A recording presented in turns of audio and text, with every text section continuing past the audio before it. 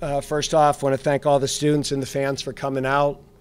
It was great to have a large homecoming crowd, and we played a really talented football team. Ole Miss is, they are what everyone thinks they are. I thought our guys played really hard, but Ole Miss is well coached.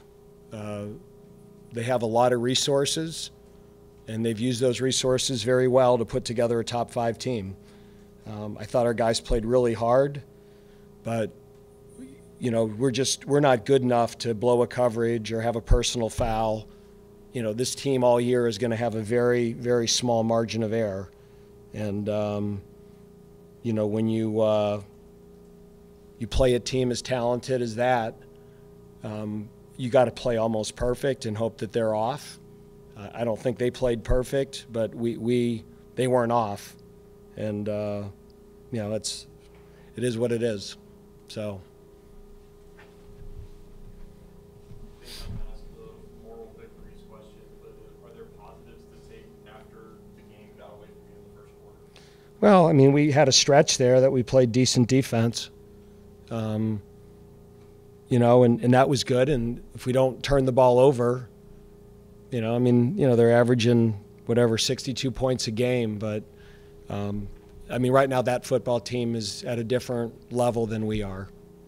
I told our team, if we play them 10 times, they probably beat us 9. And the 10th time, we'll probably need to get a little bit lucky. They're a lot more talented than us across the board. And, they're better than us. Is this a game from which your team can get better? In other words, you have a bye week coming up, you've got enough time to revisit the stay. Is playing a team like Ole Miss something that's going to help you the rest of the season? I think time will tell, Les. We're going to play other good players, but across the board, that will be as difficult of the matchup that we probably have all year. And I'm sure Clemson and Miami and NC State and Carolina, and everybody we played. Louisiana, heck, they're going to have good players. We're just, that was a mismatch. And our kids played hard. But like I said, they're really, really talented, and they're certainly a level above us right now. Have a good sense whether you came out of this game from an injury perspective as well? Josh, I'll know that on Sunday. Coach, any adjustments? I know, of course, you got to look at film. Any adjustments you think you can make to where you're not playing from behind like in the first quarter? Against those guys, any second that game was tied was a good moment. That's a really good football team. They have a lot of resources, and they've spent it well. And, in this day and age, the strength of your collective matters. And they've got a very strong collective, and they've used it extremely well.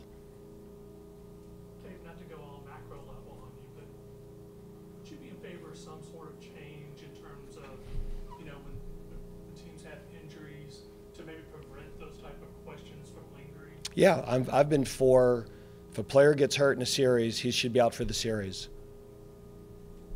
I hope all those guys are surviving still, but it seemed pretty well choreographed. After every first down, somebody would go down.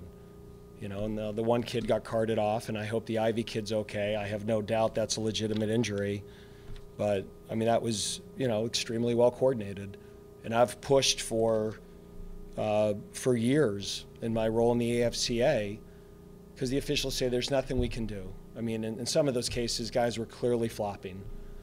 And I'm sure the SEC isn't going to address it because it's against an ACC team. And I've always been in favor of, if a guy gets hurt in a drive, he should be out for the entire series. And I think that would eliminate that. Was it last season that was supposed to be emphasized to be taken out of the game? Or was that 2 seasons ago? There's no way of enforcing it, Connor. The kid had a cramp. The kid twisted his ankle. And if that's the case, then they should take the series off. So, that's, again, there's no way of stopping it, and it rewards people who. That's you're not supposed to do that, and there's supposed to be penalties for it. I don't think there's ever been a penalty enforced for it. And again, it's extremely well choreographed, and there's no penalty for it, so why not do it? It was every first down. So, but again, I mean, I'm sure some of them were legitimate, but who the hell knows? Tell you in 2 weeks, Josh. So, I mean, right now, we just got our ass kicked for 3.5 hours, so that was an ass whipping. It's a good football team, and we just got to get our guys back, and we've got a lot of games ahead of us. Like I told them in the locker room, I still think we have a chance to have a good football team, but this is a football team that has a very, very small margin of error. And when we blow a coverage, I mean, in 21 we could recover from that. This team is going to have to play really, really good football to not have those things happen. What is the schedule now since you have a bye week? Is it normal tomorrow, the film? No, I'm going to give the staff and the players tomorrow off, and we'll watch the film individually as coaches tomorrow. We'll come in Monday, break it down, meet as a staff, figure out what we have to do, and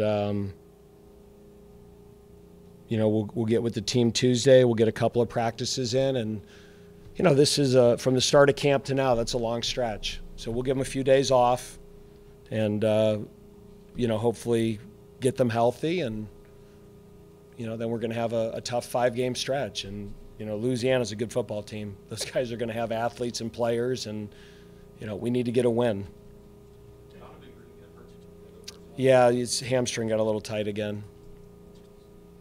How good was it to get Ty Clark back in the game and has a positive rep after his fumble earlier? Yeah, I mean, he's a good player, and he has to learn, and he's got to play through that. But that penalty, was costly. And again, whether it's 40 or 33, it's still a loss. But, you get the 40, it sure sounds a lot uglier. All right, thanks.